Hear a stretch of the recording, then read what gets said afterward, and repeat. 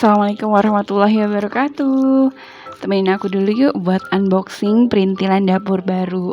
Ada yang bisa tebak ini apa? Ini tuh udah wishlist aku banget dari lama. Setelah sekian lama nangkring doang ini di dalam keranjang Shopee, akhirnya bisa check out juga. Alhamdulillah ya, semoga jadi semangat masak-masaknya dan bikin-bikin konten biar nanti bisa upgrade-upgrade lagi peralatan dapur yang lain. Ini wajannya dari granit, teknologi Jerman, anti lengket dan ternyata ringan. Punya handle yang bisa dilepas pasang dan cocok untuk semua wajannya. Dapat 3, ada panci ukuran 18 cm plus tutupnya, terus wajan 20 cm dan wajan yang besar 26 cm. Menurut aku ini udah cukup banget sih kalau dipakai buat masak-masak di rumah ya. Nah, buat yang penasaran sama harganya, aku taruh linknya di description box ya. Tinggal klik aja, masukin dulu ke keranjang, siapa tahu ada rezeki berlebih, bisa check out juga.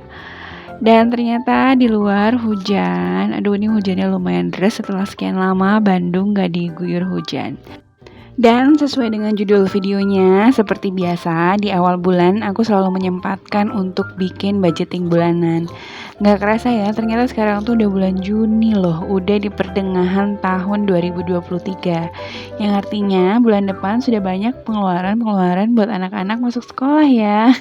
Apalagi kalau ada anaknya teman-teman yang mungkin baru masuk TK, masuk SD, SMP, SMA, atau mungkin kuliah, pasti banyak banget pengeluarannya. Nah, semoga selalu ada rezeki yang cukup dan berkah ya buat kita semua menyekolahkan anak-anak kita sampai dengan selesai nanti. Amin ya robbal alamin. Dan seperti biasa ini aku mereview dulu budget bulan Mei lalu dan ternyata alhamdulillah masih ada sisa 183.000. Mau sisa bulanan kali ini mau aku masukin ke challenge nabung harian. Kayaknya aku lupa cerita ya di YouTube tentang challenge ini. Jadi ini tuh challenge nabung setiap hari selama 1 tahun. Targetnya yang aku mau capai itu sebesar 5 juta. Rencananya sih mau dipakai buat upgrade gadget baru buat nanti mendukung pekerjaan bikin konten. Nah, ini ada tabelnya gitu aku buat sebanyak 365 hari sesuai dengan jumlah hari selama 1 tahun.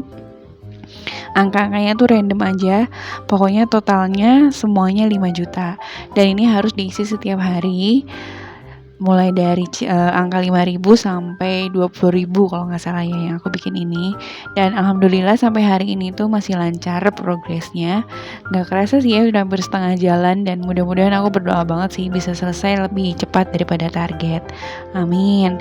Kalau misalnya ada teman-teman yang nanya ini uangnya dari mana buat challenge nabung harian ini, selain dari sisa-sisa uang belanja, aku juga alhamdulillah ada penghasilan lain ya, dari Shopee affiliate, dari afiliasi-afiliasi yang lain, dan juga endorse di Instagram. Jadi uangnya itu aku sisihkan dari situ ya. Nah, ini aku udah mulai bikin budget buat bulan Juni. Sebenarnya sih nggak ada yang spesial-spesial banget ya. Buat teman-teman yang mungkin sudah ngikutin video aku sejak lama ya, budgetingnya mah gitu-gitu aja.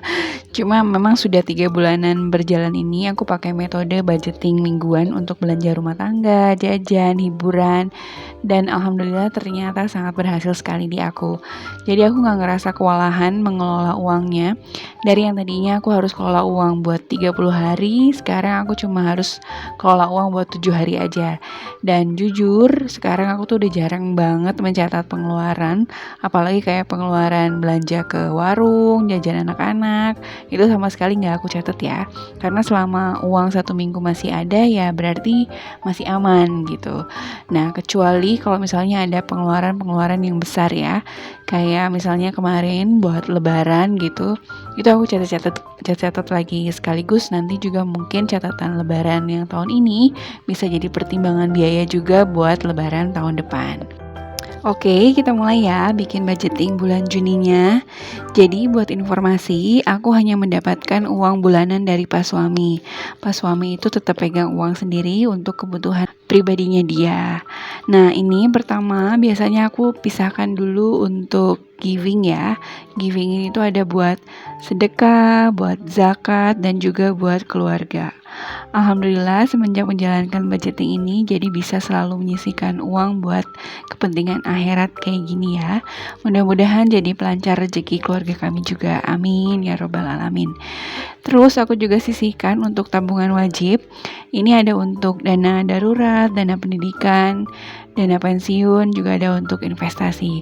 Dan jujur yang paling challenging dari nabung tabungan wajib ini adalah ngumpulin dana darurat. Karena ya namanya darurat ya, kita kan gak pernah tahu kapan kejadian gak mengenakan itu bakal muncul. Aku tuh udah bolak-balik ngumpulin dana darurat dan bolak-balik juga dana darurat ini tuh kepake. Jadi sampai sekarang aku masih berjuang buat ngumpulin dana darurat sampai ke kondisi ideal. Semangat! Dan next ini aku pisahkan juga dulu uang buat belanja wajib ya. Kayak beli beras, beli gas, beli galon, beli bensin, terus uang-uang buat kebutuhan suami dan ada dana lain-lain. Kalau ada yang bertanya-tanya dana lain-lain ini tuh apa? Ini tuh sebenarnya dana jaga-jaga ya. Kalau misalnya ada hal-hal yang di luar kebiasaan setiap bulannya. Kayak misalnya bulan Juni ini ternyata ada acara perpisahan sekolah anak aku. Jadi mesti patungan gitu buat bayar foto studio. Nah, itu aku biasanya ngambilnya dari dana lain-lain ini ya. Terus setelah itu aku juga pisahkan uang untuk bayar-bayar tagihan. Mulai dari tagihan listrik, tagihan wifi, TV kabel, tagihan telepon, termasuk juga buat bayar tagihan hutang KPR dan asuransi itu dari sini ya aku sisihkan uangnya. Dan untuk bayar-bayar tagihan ini sebagian besar semua uangnya itu aku taruh di rekening ya, kecuali untuk ada arisan keluarga, arisan sekolah dan arisan rumah itu uangnya aku ambil dalam bentuk cash. Karena kan memang kebanyakan transaksinya kalau untuk bayar-bayar bills gini tuh lewat mobile banking ya. Jadi memang uangnya nggak aku tarik, aku tetap simpan di dalam rekening, nanti tinggal transfer aja via mobile banking. Dan yang terakhir, sisa uangnya baru deh aku bagi-bagi ke tiap minggu. Kalau yang udah ngikutin aku pasti udah tahu ya, kalau aku itu baginya jadi 5 minggu. Karena selalu aja ada hari-hari kejepit di setiap bulannya itu. Jadi kalau nggak dianggarkan ya pasti cash flow-nya tuh terganggu kalau dari pengalaman-pengalaman aku. Dan ini kalau minggunya itu aku sesuaikan.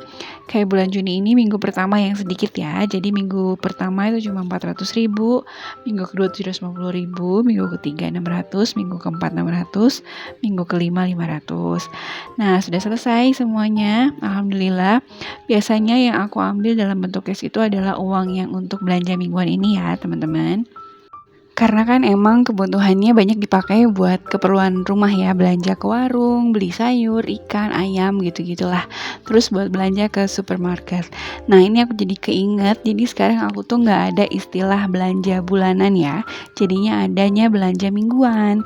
Jadi aku beli stok-stok kebutuhan rumah itu setiap minggu. Apa yang habis di minggu itu, yaitu yang akan aku beli. Dan ternyata cara ini tuh aku ngerasanya jauh lebih efisien.